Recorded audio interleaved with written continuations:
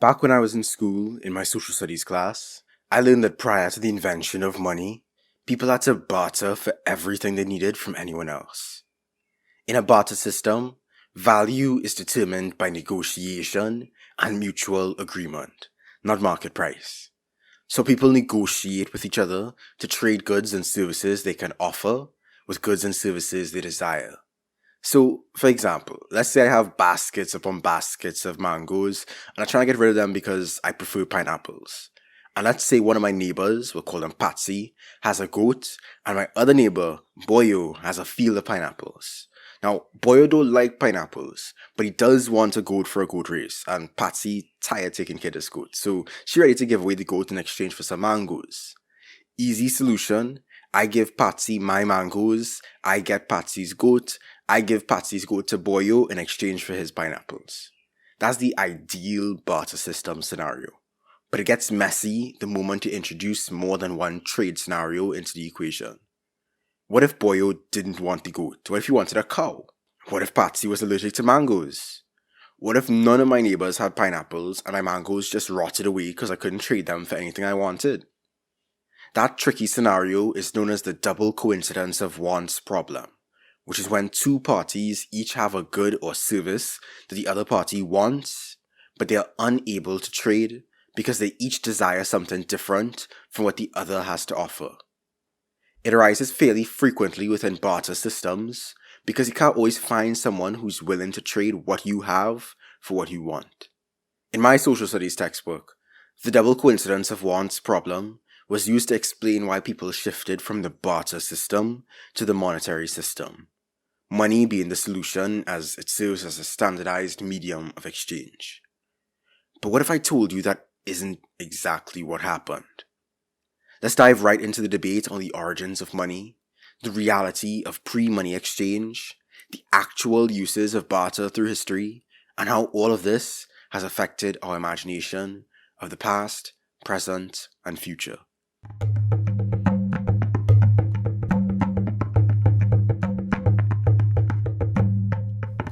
In his highly influential 18th century work, An Inquiry into the Nature and Causes of the Wealth of Nations, Scottish economist Adam Smith first proposed the idea that as soon as a division of labour appears in human society, such as some specialising in hunting while others specialised in crafting, people would naturally begin to barter with each other, leading to the double coincidence of wants problem that would give birth to money.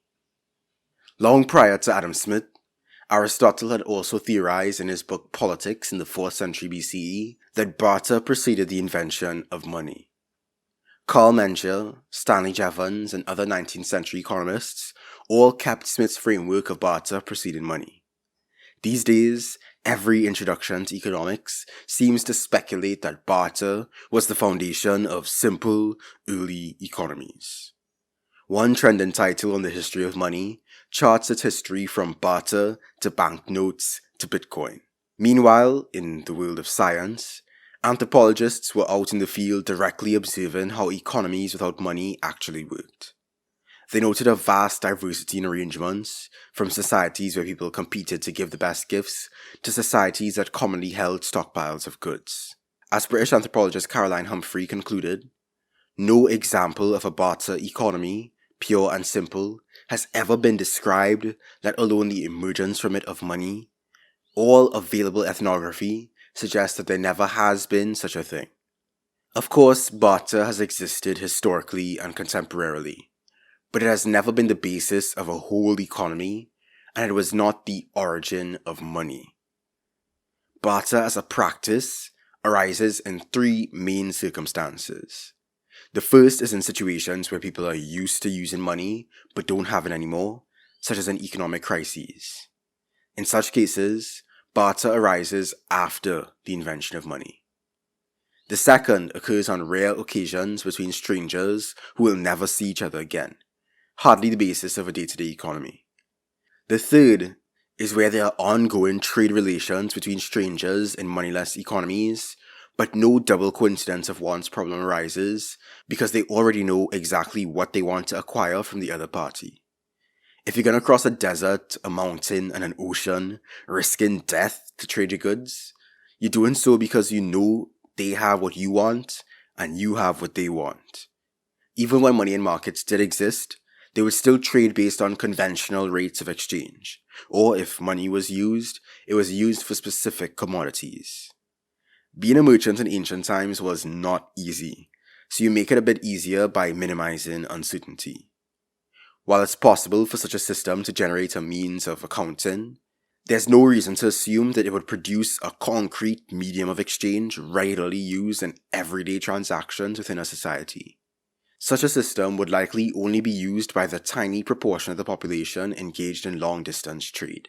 As the late British anthropologist David Graeber argues, among the many flaws of this economic theory on the origin of money via barter is the assumption of spot transactions as the basis of early economies.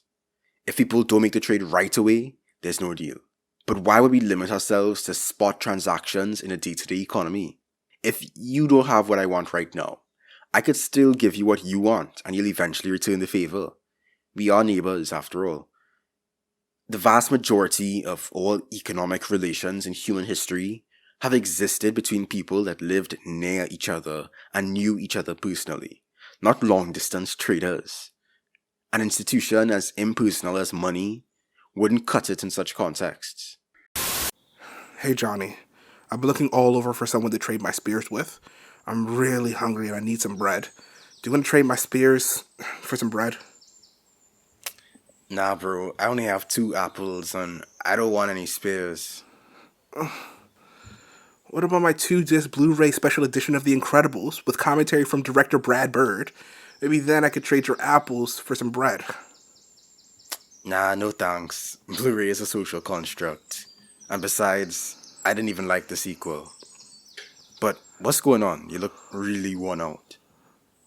Bruh, I've been stressing the whole day trying to barter. First I tried Old Man Jeffrey, then I tried Shanice the Shaman. I even hit up Maurice from across the river. Just no one. Man, I see what you mean. You seem down fatter than a lone antelope on an empty plain. This whole system feels rigged for real. Facts, bro. Like, I wish we didn't have to do things this way. I mean, we're all living together in a community. Why does everything have to be this rational, calculating exchange to seek material advantage? Why can't we all just share stuff? Why wouldn't we want to just share stuff? Yeah, but, this is just the way it is. The way it's always been. Not like it's ever gonna change. This is the only possible system. I don't know about you, but I hate being the projection of dead economists used to justify the universal and masturbatory nature of capitalism. Same here. Good luck getting your bread, though. Thanks. What anthropologists have observed is a system of non-enumerated credits and debts. That means that people owe and are owed to, but such obligations are not quantified or measured exactly. And while valuables are given, there is no explicit agreement for immediate or future returns. Such gift economies rely on mutual and alternating debts as the foundation upon which social relationships are maintained. There is still a sense of some gifts being better than others, of course. Canoes take a lot of time and effort to make, so you're going to get called cheap if the gift you return is just a chicken. But nobody's going to assign a numerical value to exactly how cheap you are for that social faux pas. Across the world, we can find many examples of gift economy principles practiced in day-to-day life. In the Trobriand Islands of Papua New Guinea, the people exchange shell necklaces and armbands known as sulava in a vast and complex network of relationships that spans the islands. The sulava are considered valuable not for their inherent worth, but for the relationships they help to create and maintain. In traditional Chinese society, gift giving was viewed as a way to build and maintain guanxi, the social connections and networks that facilitate cooperation and trust among people. Among the indigenous peoples of the Pacific Northwest coast of North America, the practice of potlatch served to create and reinforce social relationships through gift giving at large ceremonial feasts, to mark important life events such as weddings, funerals, and the passing of leadership roles, and to demonstrate one's wealth, generosity, and social status. Non-monetary societies typically separate the things and services they share into various spheres of exchange. There might be a sphere of general consumption, a sphere for land, a sphere for marriages, and a sphere for diplomacy. For example, some rural Mongolian gold miners wouldn't use the gold they mine to purchase cattle or pay dowries, because taking material from one sphere and putting it into another is considered a pollution. Consolidating everything into one sphere of exchange through money is not the only way of organizing economic life.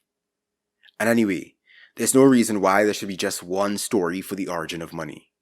If money is just a mathematical system that allows for the comparison of proportional values, which may or may not take the form of a circulating medium of exchange, then that could develop independently all over the place.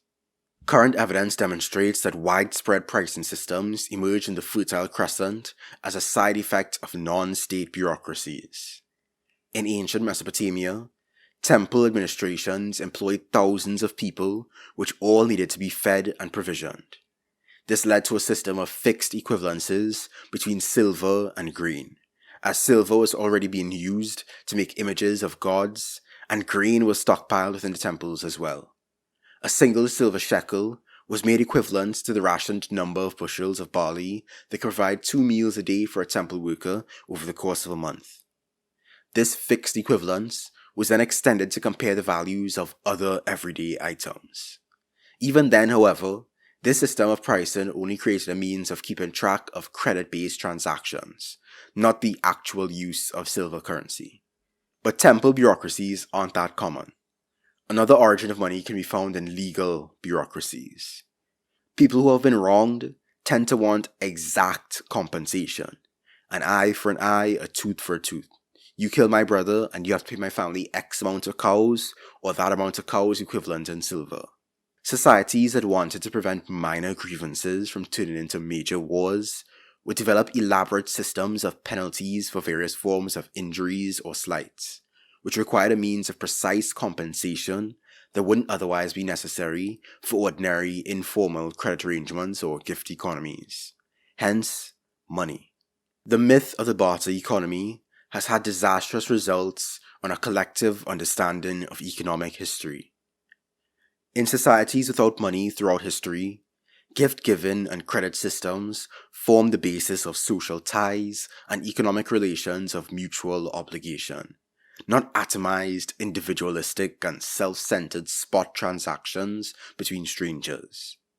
In such societies, where exchanges of goods and services occurred, people were far more interested in who they loved, hated, wanted to embarrass, wanted to bail out of troubles, and wanted to avoid feuds with, than just trying to get the best deal. The idea embedded within the barter myth is that we can only operate within a sort of quid pro quo mentality a la Homo economicus, and that money is simply an improved form of our existing baseline prehistoric relations. From there, it may be easy to assign value not just to objects, but to people. The institution of money has enabled institutions like chattel slavery and imperialism, and led to the development of capitalism, which forces the majority of people to sell their time and labor for a wage in order to meet their basic subsistence needs. The barter myth is a projection of a mindset created under specific conditions to all of human nature, creating a narrow vision of our range of economic and social possibilities. Our imaginations need not be so limited by these common-sense economic mythologies. For much of human history, we have shared our time, energy, and resources within our communities for the benefit of all. Some societies forge cross-community goodwill through the sharing of gifts. I've already spoken about how we can reinvigorate such relations in modern times through the development of library economies, but I intend to explore the concept even further in the future. For now, all power to all the people. Peace. Thanks for watching. Please like, comment, subscribe, and share with your fellow peoples. Thanks once again, of course, to the family, including our newest members, Dimitri Kimbrough, Zach Brown, Jordan Boudreau, and Mr. Y. Join these beautiful humans and support me too on patreon.com/sainttrue. Check out all my other videos for a range of radical topics. Follow me on Twitter at _sainttrue. Thanks again. Peace.